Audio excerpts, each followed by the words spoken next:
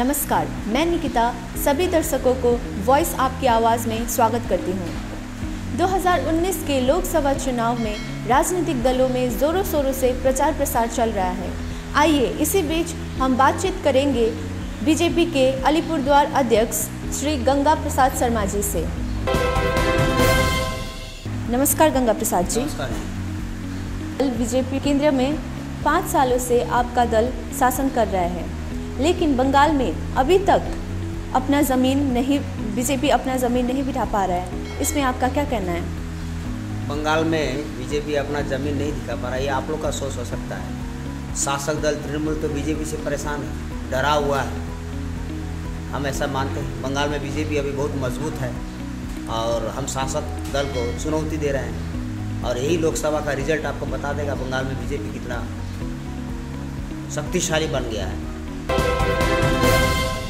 2014 का लोकसभा इलेक्शन में नरेंद्र मोदी जी ने काफ़ी सारे वादे किए थे, जैसे कि 15 लाख बैंक में जमा होगा और हर साल 2 करोड़ नौकरियां दिए जाएंगे, सबका साथ सबका विकास। इसमें कितने सारे वादे पूरे किए गए? 15 लाख रुपया बैंक में दिए जाएंगे, ये वादा प्रधानमंत्री जी ने कभी भी नहीं किया था। ये मीडिया ने उनका एक भाषण को क्लिप करके ये बता रहे हैं। मोदी जी ने कहा था कि देश के बाहर इतना काला धन है, वो काला धन यदि सब देश के अंदर आ गया तो हो सकता है कि लोगों को 15-15 लाख रुपए मिल जाए, इतना धन बाहर में है, उनका ये था। लेकिन एक मीडिया के एक वर्ग ने ऐसा दुष्प्रचार चलाया कि मोदी जी ने सब नागरिकों को 15 लाख देने का वादा किया था, वो क्या हुआ? ऐसा कोई वादा हुआ ही नहीं था। ये सब आप लोग का ही प्रोपोगेंडा है, बीजेपी का इसमें कुछ नहीं है। विधानसभा चुनाव में जब नरेंद्र मोदी जी बीरपाड़ा में आए थे, तब उन्होंने कहा था वो गोरखा के साथ देंगे। उन्होंने कहा था गोरखा का सपना मेरा सपना। तो इनमें से कितना सपना उन्होंने पूरा किया? देखिए, ये बीरपाड़ा में नहीं कहा था, ये सिलीगुड़ी में कहा था। मैं आपका संशोधन कर देता हूँ, नंबर 1। और गोरखाओं के साथ भारतीय जनता पार्टी पहले भी थी और अभी भी है और आने वाले समय में भी रहेगा, ये निश्चित आप हो जाइए। हमारे माननीय अमित शाह जी राष्ट्रीय अध्यक्ष ने कहा अभी अलीपुरद्वार में गोरखाओं के ढाल के रूप में भारतीय जनता पार्टी खड़ी रहेगी, ये संदेश स्पष्ट है। उन्होंने यह भी कहा था कि वो सब अधिकांश डोर्स के जितने भी चाय बागान हैं उन्हें खोल देंगे, लेकिन इसी उम्मीद के साथ बीरपाड़ा के जितने भी लोग हैं उन्होंने बीजेपी के उम्मीदवार मनोज टिग्गा को जिताया था। लेकिन अभी तक उनका यह भी आरोप है कि अभी तक एक भी चाय बागान नहीं खुला है। इसमें आपका क्या कहना है? ऐसा है, चाय बागान का जो विषय है वो राज्य सरकार का विषय है। आपको मालूम है श्रीमती निर्मला सीतारमण जी वाणिज्य मंत्री चाय बागान का विजिट करने के लिए आई थी। वो 2 बार डुअर्स में आई और 2 बार उन्होंने बंद बागानों का विजिट किया, वो श्रमिकों से मिली। उसके तुरंत बाद वो दिल्ली गई और 1 महीना के अंदर डंकन्स के 7 चाय बागानों को अधिग्रहण करने का उन्होंने नोटिस भेजा टी बोर्ड के माध्यम से। लेकिन बंगाल सरकार और चाय बागान मालिकों ने मिल करके हाईकोर्ट चले गए, उसमें स्टे लगा दिए और स्टे लगाने के बाद में हाईकोर्ट ने इन्होंने एफिडेविट दिया हम चाय बागान को चलाएंगे, बिल्कुल अच्छी तरह से चलाएंगे। लेकिन आज उन चाय बागानों को क्या अवस्था है? राज्य सरकार डंकन्स दोनों के साथ चुक्ति हुआ कि हम चाय बागान को फिर से चलाएंगे। आज वो चुक्ति में डंकन्स फेल हो गया। आज डंकन्स के चाय बागान का अवस्था दयनीय है। ऐसे सभी चाय बागान का अवस्था दयनीय है। केंद्र सरकार हस्तक्षेप करना चाहती है, राज्य सरकार उसमें रोक देती है, क्योंकि राज्य सरकार नहीं चाहती है कि चाय बागान का समस्या का समाधान हो। राज्य सरकार लोगों को गरीब, भूखमरी और असंतोष में रख करके ही, अभाव में रख करके ही राजनीति करना चाहती है। मोदी जी सबका साथ सबका विकास बड़ा कंसेप्ट लेके चलना चाहते हैं। राज्य सरकार चाहती है कि चाय उत्सव करें, श्रमिक मेला करें। श्रमिक मेला, चाय उत्सव करने से श्रमिकों का कल्याण होगा क्या? प्रोविडेंट फंड अरबों रुपया चाय श्रमिकों का बकाया है, राज्य सरकार ने क्या किया? ग्रेजुएटी नहीं मिल रहा है, राज्य सरकार ने क्या किया? अनेक चाय बागान रोगी हो रखे हैं। बंदा पानी चाय बागान पिछले 15 साल से बंद है, 15-16 साल से। राज्य सरकार ने क्या किया? अभी तक उस जमीन का अधिग्रहण राज्य सरकार नहीं कर पाया। तो चाय श्रमिकों के समस्या का समाधान के प्रति राज्य सरकार उदासीन है। इलेक्शन के समय में कुछ बागान, ये लोग पंचायत इलेक्शन के आगे कुछ बागान खोल दिए थे, इलेक्शन जैसे बीत गया वो बागान बंद हो गया।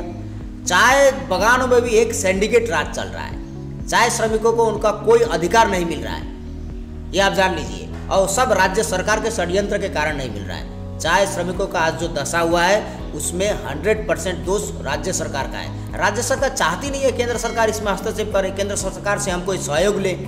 राज्य सरकार बात करने के लिए तैयार नहीं है। ये इस एरिया के डुअर्स तराई के चाय श्रमिक समझ गए हैं, इसलिए आज के डेट में चाय बागानों के श्रमिक तृणमूल कांग्रेस के साथ नहीं है। ये आने वाले लोकसभा का रिजल्ट आपको ये बता देगा। बीजेपी का यह आरोप लगाना है कि बार बार तृणमूल कांग्रेस पश्चिम बंगाल में कोई भी विकास नहीं कर रही है, लेकिन पीडब्ल्यूडी हम लोग का राज्यसभा पीडब्ल्यूडी मंत्री अरूप विश्वास जो है वो कहते हैं कि विकास के लिए जो केंद्रीय से 19 पुरस्कार मिलते हैं उसमें से 14 पुरस्कार बंगाल के हैं। तो इसमें क्यों आप लोग बीजेपी मतलब इसमें क्यों आरोप लगा रहे हैं ऐसे? देखिए, इनका विकास क्या है, ये शॉर्ट टर्म विकास करते हैं। आप जयगांव से हैं, जयगांव में और विश्वास कितने कई बार आ गए। अब जब जयगांव आते हैं और विश्वास जी तो जयगांव का पूरा रास्ता साफ हो जाता है, कचरा साफ हो जाता है, कूड़ा साफ हो जाता है। आपको भी अच्छा लगता होगा आज तक कितना साफ हो गया, लेकिन आप आज दूसरे दिन से देखिएगा फिर रास्ता के ऊपर ढेर, कूड़ों का ढेर। जयगांव को म्यूनसिपलिटी भी बनाएंगे हम, लड्डू भी बंटवा दिया था मोहन शर्मा जी ने, अब वो म्यूनसिपलिटी अभी बना नहीं है। ऐसे झूठ का राजनीति ये करते हैं। ये विकास भी एक ढकोसला और झूठ का राजनीति है। बंगाल में कोई विकास नहीं हुआ है, बंगाल में सिंडिकेट राज है।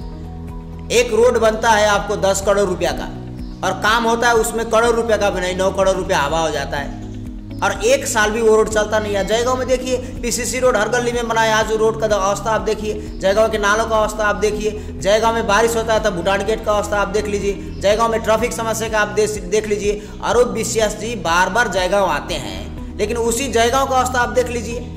आप गोपीमन के आगे में रोड का अवस्था देख लीजिए, इतना विकास इन्होंने किया, वहाँ आधा घंटा जाम लगने से पूरा जयगांव जाम हो जाता है। जयगांव से कोई एक प्रेग्नेंट महिला यदि बाहर ट्रीटमेंट के लिए निकलती है तो हो सकता है कि वो जयगांव से बाहर निकल ही नहीं पाए। आज जयगांव की ये अवस्था है, अनियंत्रित ट्रैफिक व्यवस्था, पुलिसों को कोई मतलब नहीं है।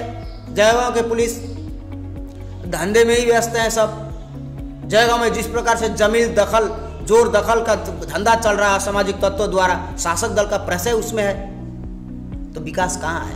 आप जिस जयगांव में आते हैं वही जयगांव का आप विकास काम आपको बखान कर देते हैं और बाकी क्या है। और जयगांव में जिस तरह से तृणमूल कांग्रेस द्वारा लोगों को धमकाया जा रहा है, डराया जा रहा है, तृणमूल कांग्रेस के झंडा पकड़ने के लिए मजबूर किया जा रहा है, किसी भी तरह दिखाया जा रहा है। और मैं तो आश्चर्यचकित हूँ, 6 महीना पहले मुझे पता चला कि फलना आदमी टीएमसी चला गया, 6 महीना बाद फिर देखता हूँ वही आदमी मंच में बैठकर और विश्वास के साथ टीएमसी का झंडा पकड़ रहा है। इस तरह का नाटक जयगांव में चल रहा है। तो जयगांव के लोग मन से टीएमसी के साथ नहीं है। आप देख लीजिए एनएस रोड में जितना दुकान है, उस दुकान के आगे में पूरा का पूरा एकदम जबरदखल हो रखा है। दुकान में जाने का जगह नहीं है, बेचारे व्यापारी कुछ बोल नहीं सकते हैं। यह हाल है जयगांव का। जॉन बारला गोरखा जनमुक्ति मोर्चा बिमल गुरुंग के साथ अलायंस में है, फिर भी आप लोगों ने उन्हें उम्मीदवार बनाया है। क्या कोई भी और ऐसा सदस्य नहीं था जिसे आप उम्मीदवार बना सके? ये हमारा अपना मामला है, इसमें आपको पूछ के तो हम कोई उम्मीदवारी बनाएंगे नहीं। और जॉन बारला दीदी के साथ भी बैठ करके गप्पे करता था और बिमल गुरुंग दीदी के साथ बैठ के भी गप्पे करता था, इसलिए ये कोई इस सवाल का कोई औचित्य नहीं है राजनीति में।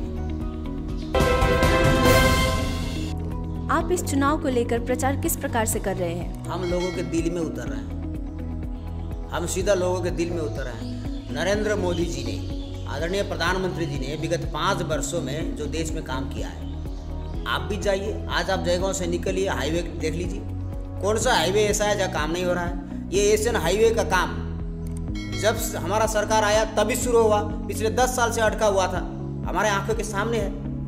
ये जो विकास का काम, इंफ्रास्ट्रक्चर डेवलपमेंट का जो काम हो रहा है, डिफेंस का सेक्टर में जो काम हो रहा है, नरेंद्र मोदी जी अंतर्राष्ट्रीय स्तर पर भारत का छवि जो एक मजबूत राष्ट्र के रूप में उभरा है नरेंद्र मोदी जी द्वारा।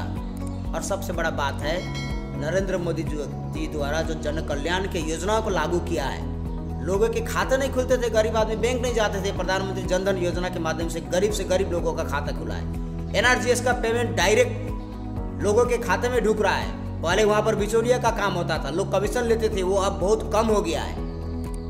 उज्ज्वला योजना के माध्यम से गरीब लोगों के पास गैस कनेक्शन मिला है, जो असंभव था कांग्रेस का शासन में। और ये हमारे तृणमूल कांग्रेस तो यूपीए के शासन में साथ में था, इन्होंने ये सब काम क्यों नहीं किया आज जो मोदी जी कर रहे हैं। तो ये सब चीज केंद्र सरकार ने जो जनोपयोगी योजनाओं को लागू किया है, इस योजनाओं को लेकर के हम जनता के पास जा रहे हैं। आज के लिए इतना ही, फिर से मिलेंगे हम इन्हीं राजनीतिक दलों के चर्चा को लेकर।